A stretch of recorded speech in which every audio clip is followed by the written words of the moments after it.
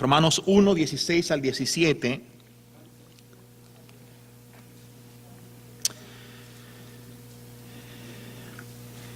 El apóstol Pablo, escribiendo estas líneas como autor secundario, decía: porque no me avergüenzo del evangelio, pues es el poder de Dios para la salvación de todo el que cree, del judío primeramente y también del griego. Porque en el evangelio la justicia de Dios se revela. Y quiero que pongas esto en tu mente. En el evangelio la justicia de Dios se revela por fe y para fe. Como está escrito: mas el justo por la fe vivirá. Señor, gracias. Ven en nuestro auxilio. Ayúdanos. Estamos cansados y luego de nuestra comida algunos están tentados a entregarse a los brazos de Morfeo. Pero te suplicamos que tu gracia nos mantenga despierto. Y que no solo que el justo viva por la fe, pero que sea animado por el café en Cristo. Amén. Las 5 columnas que sostienen la fe bíblica, el auténtico evangelio de Cristo, estas 5 columnas muestran la diferencia entre lo que es un evangelio bíblico o una doctrina bíblica y todo lo demás.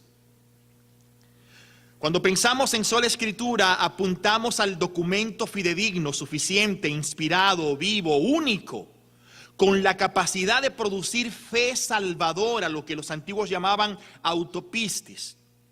Cuando pensamos en esto de solo Cristo, apuntamos a nuestra única esperanza. La única esperanza de perfecta salvación. La persona divino y humana que pagó en sí mismo nuestro impagable pecado y deuda. Y que nos ha vestido de una santidad, de una justicia que garantiza nuestra eternidad con Él.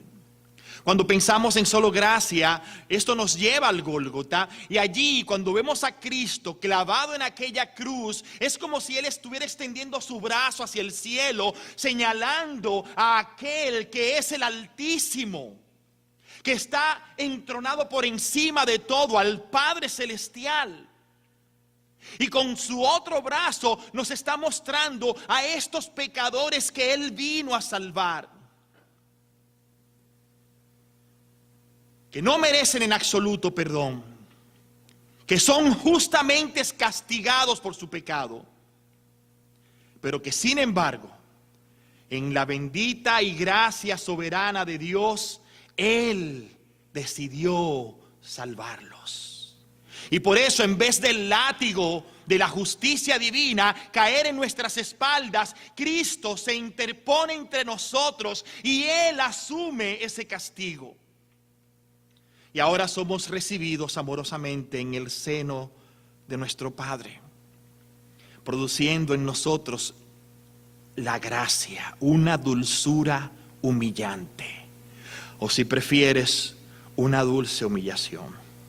Solo fe apunta y avasalla con su poder toda pretensión humana, ya sea esta sistémica o particular, que entienda que ella puede pavimentar su camino al cielo por sus propios medios.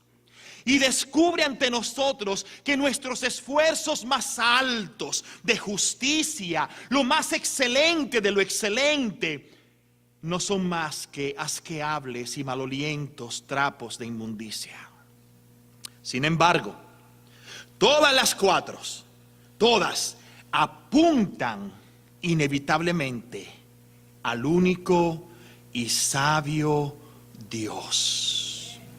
Todas y cada una de estas declaraciones, al unísono, apuntan a Dios y dicen: solo a Dios la gloria.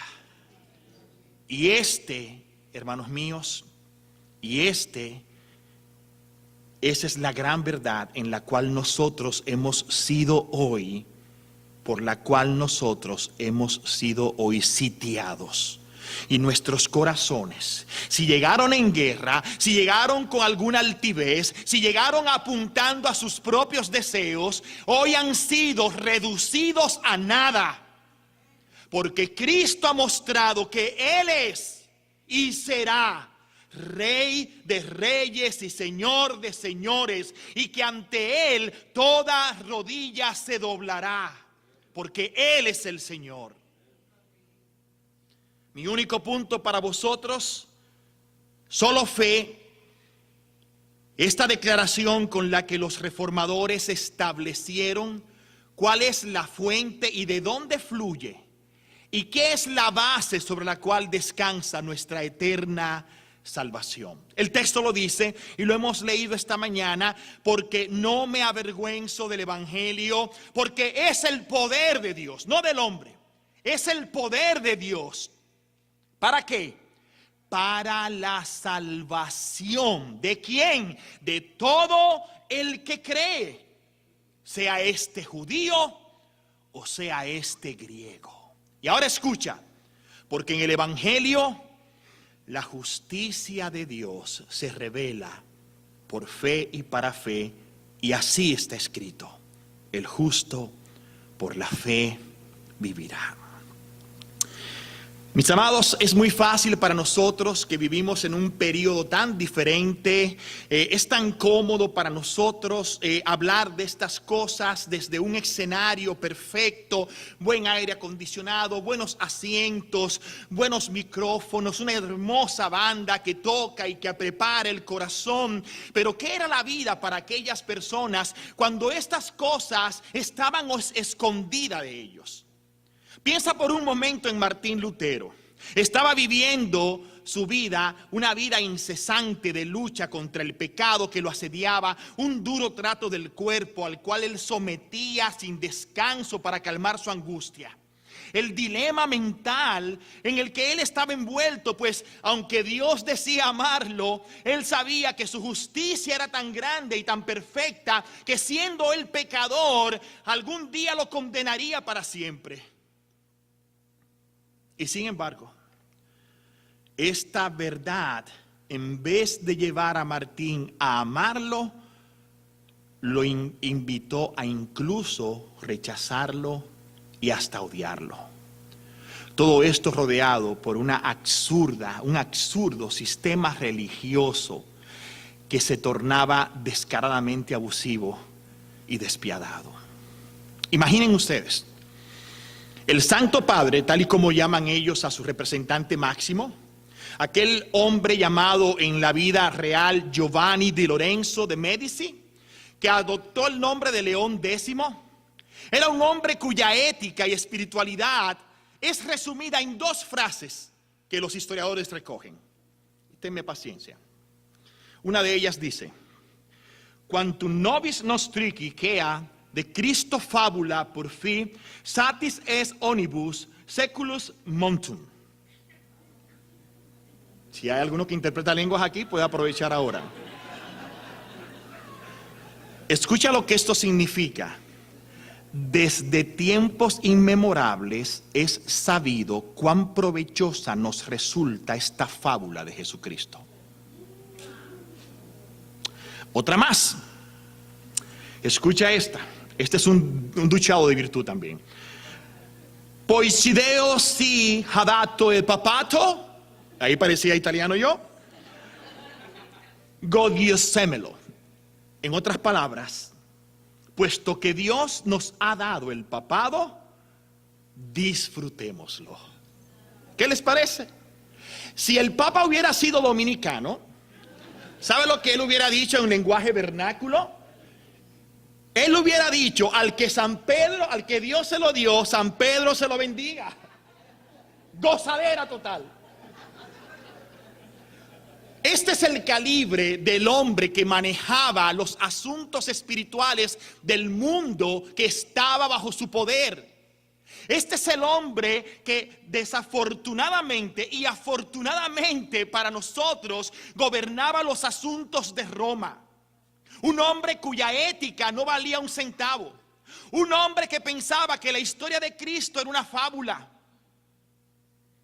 El otro aspecto que debemos entender y que es importante en toda esta historia es que este personaje siniestro era demasiado entregado a las artes. Él no se consideraba a sí mismo no solo un sacerdote, pero un artista. Así que él tomó como su única tarea en la vida, lo más importante, terminar la construcción de aquella hermosa plaza, aquella hermosa catedral de San Pedro, que ustedes ya han oído mencionar a todos mis antes amigos.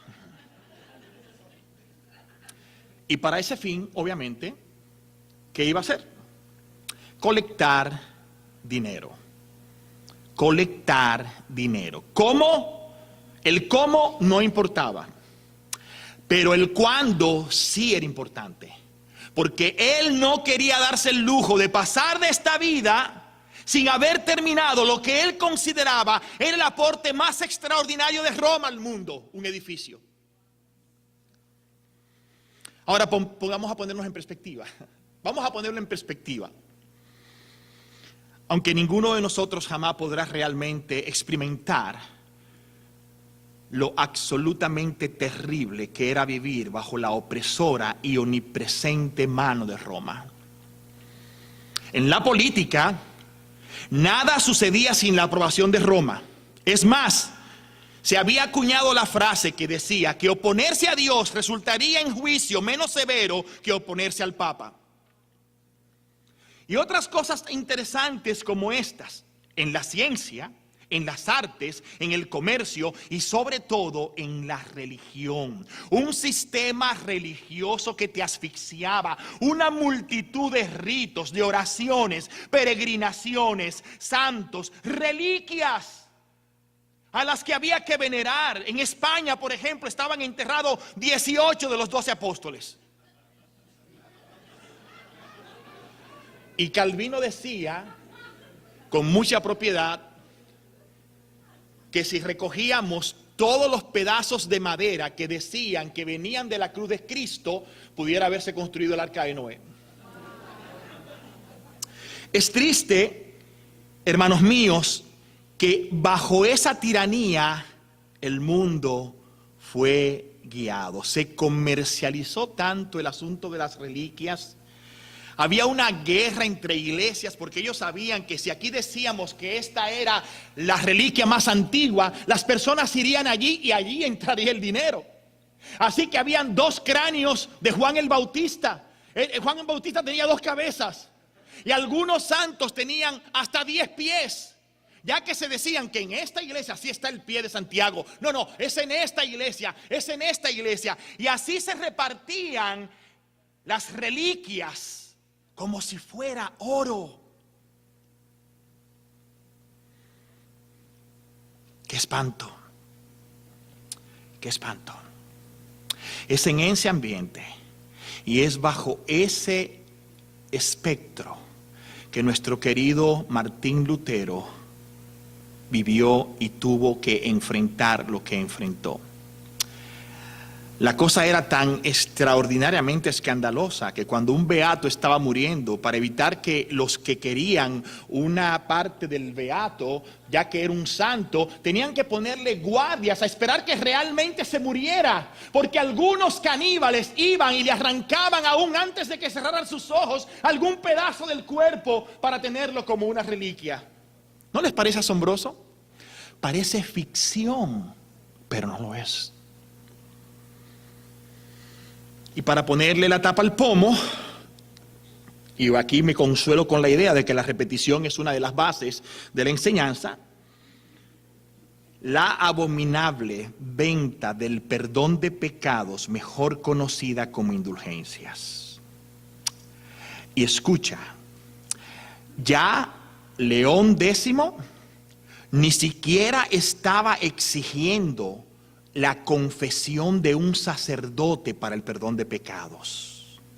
Alguien podía librarse de la consecuencia de su pecado mediante la compra de un documento, una indulgencia. Por ejemplo, por el robo de bienes eclesiásticos y perjuro se podía pagar 9 ducados. El perdón por asesinato, sin embargo, eran 8 nada más. Y luego se extendió la venta de indulgencias por los pecados de personas fallecidas, el tío, el abuelo, la suegra. No sé quién quiera liberar a la suegra.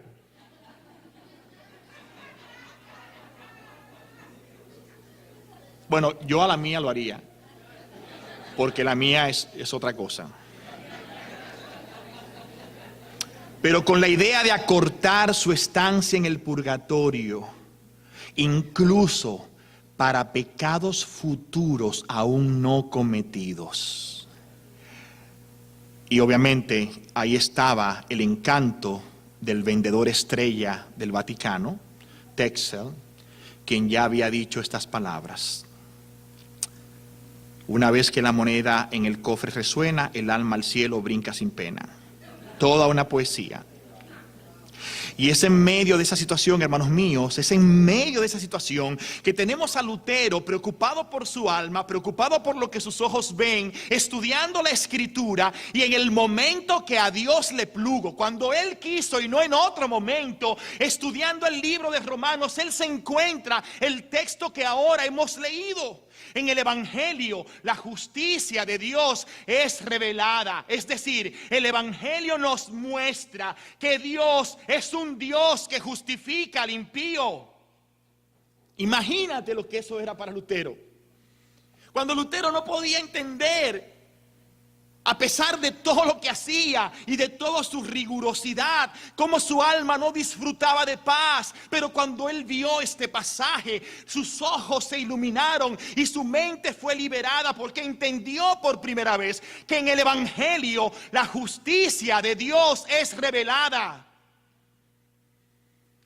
En otras palabras, Dios es un Dios que justifica al impío, y lo hace no por la acumulación de méritos propios, sino por la fe.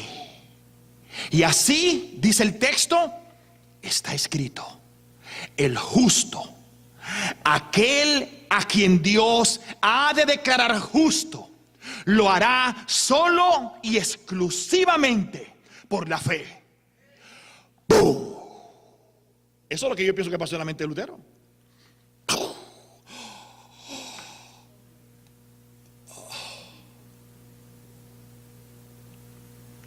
Pregunto, ¿no creen ustedes que esta es una buena noticia? Viendo lo poco que hemos visto de cuál era la vida en estos días y la esclavitud y las tinieblas que gobernaban al pueblo, ¿no creen ustedes que esta es una buena noticia? Hermanos míos, esto es justamente el Evangelio. El Evangelio es una buena noticia. ¿Y saben por qué es una buena noticia? Porque esta noticia nos habla acerca de aquel que dijo: yo he venido a buscar y a salvar lo que estaba completamente perdido. Y es una buena noticia porque no solamente lo escuchamos decir estas palabras, pero lo vimos hacer lo que dijo. Ese es nuestro problema con los políticos. Nuestro problema con los políticos es que ellos saben que somos hombres y mujeres que nos encanta la esperanza. No importa que estemos en una casita que se nos caiga arriba, pero cuando el hombre llega con su cara bonita y besa a 2 o 3 niños y los levanta y se ensucia un poco la carita, nos dice: tranquilo, mañana tendrás una mejor casa. Y nosotros le creemos. Y le creemos.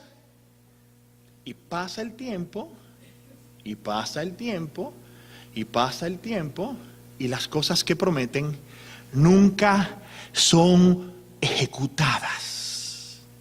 Pero la Biblia dice: Dios no es hombre para que mienta, ni hijo de hombre para que se arrepienta. Si Él dijo, lo hará. Y Cristo dijo: como Moisés levantó la serpiente en el desierto, así el Hijo del Hombre será levantado, para que todo aquel que en Él crea tenga vida eterna.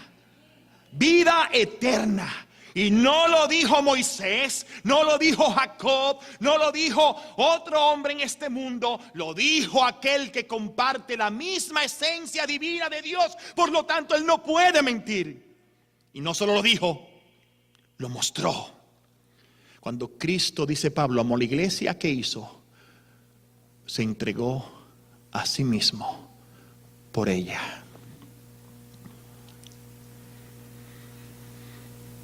Cristo, sí, se entregó, poniendo todos nuestros pecados sobre sí mismo, asumiendo el castigo que como resultado traería la paz entre nosotros y Dios. Y todo basado en sus méritos, no en los nuestros.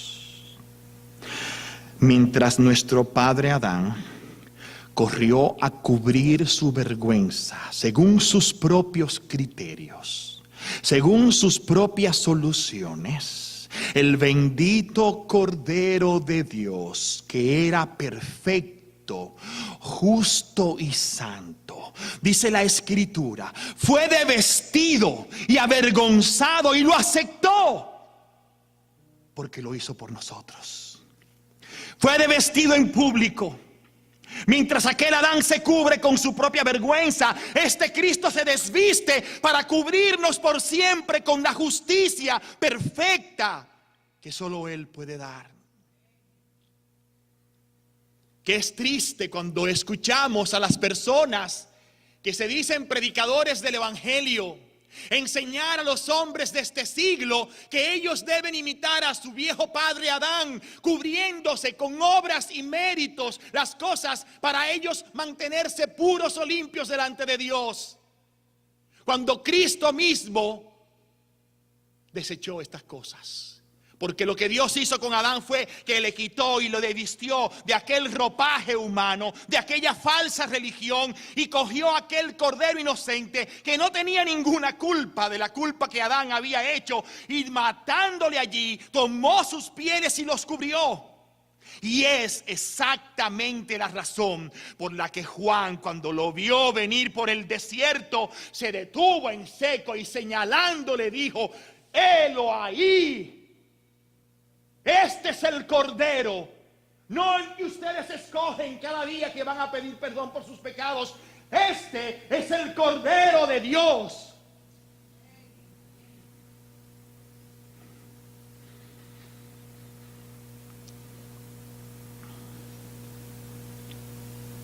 Y podemos decir, como todos los santos, lo que es el más hermoso canto de victoria escrito en la Biblia: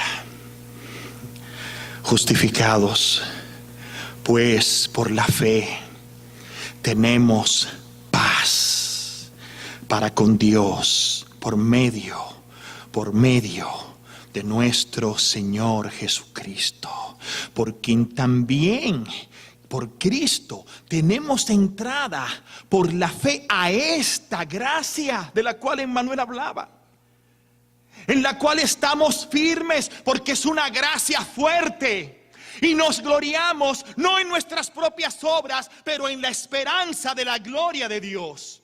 Y no solo esto, sino que también nos gloriamos porque es una gracia que te capacita en las tribulaciones, sabiendo que la tribulación produce paciencia, y la paciencia prueba, y la prueba esperanza, y la esperanza no avergüenza. ¿Sabes por qué? Porque el amor de Dios ha sido derramado en nuestros corazones por el Espíritu Santo que nos fue dado. Y nuevamente, porque Cristo, cuando aún éramos incapaces, débiles, en bancarrota espiritual, cuando nos encontró tirado allí como muerto, a su tiempo murió por los impíos. Sí, es cierto. Apenas morirá alguno por un justo, con todo pudiera ser que alguno osara morir por el bueno. Mas Dios, escucha, mas Dios muestra su amor para con nosotros, en que siendo aún pecadores, Cristo murió por nosotros. ¿Sabes qué? Cuando Cristo nos encontró, éramos pecadores. No fue que Cristo vino en nuestro auxilio cuando Él vio que, como decimos nosotros, si das el primer paso, si tú das el primer paso, Cristo vendrá a tu corazón. No, no, no, no. Cristo no estaba perdido. Yo estaba perdido. Yo estaba muerto en mis pecados. Eso de decir que sí, Cristo me salvó porque Él vio que algún día yo lo buscaría. Mentira. Cuando yo fui a Cristo porque Él, por medio de la fe, activó una gracia en mi corazón y obró una especial regeneración, colocando vida espiritual en alguien que estaba completamente muerto. Y escucha,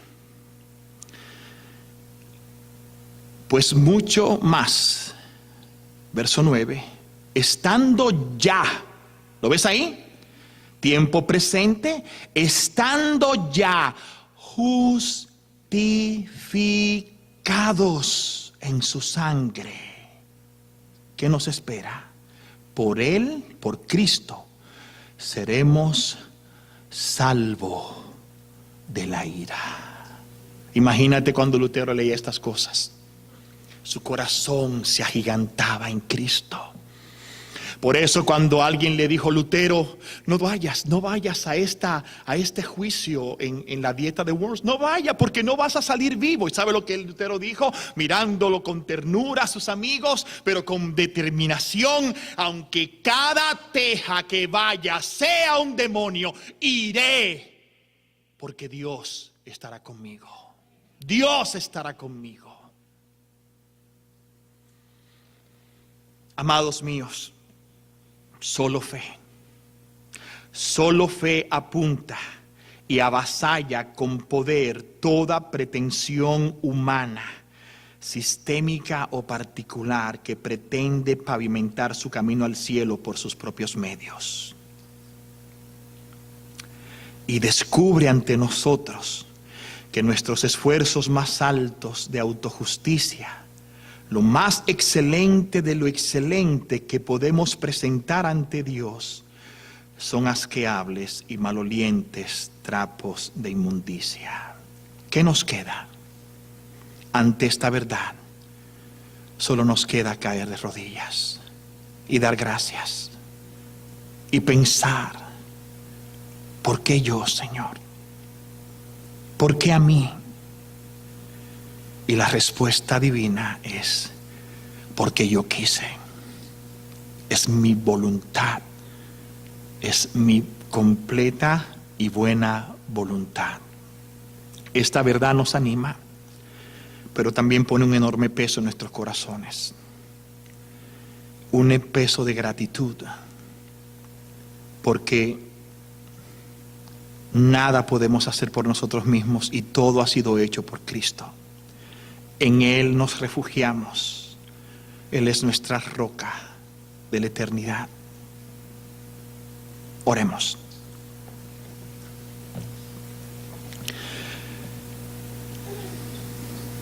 Señor, queremos darte las gracias por esta jornada y ahora estamos preparándonos para escuchar esta parte tan hermosa que tiene que ver con que solo a ti la gloria. Gracias por cada uno de mis hermanos que con pasión, con entusiasmo han presentado estos lemas, estas hermosas verdades. Gracias porque nos has dado una oportunidad maravillosa de recrear nuestras almas contigo y disfrutar de esta comunión. Te suplicamos que nos ayude a entender cuán bendecidos somos al ser sido alcanzados por tu gracia y justificados por la fe. Gracias, Señor. A ti te honramos y te glorificamos en Cristo Jesús. Amén y amén.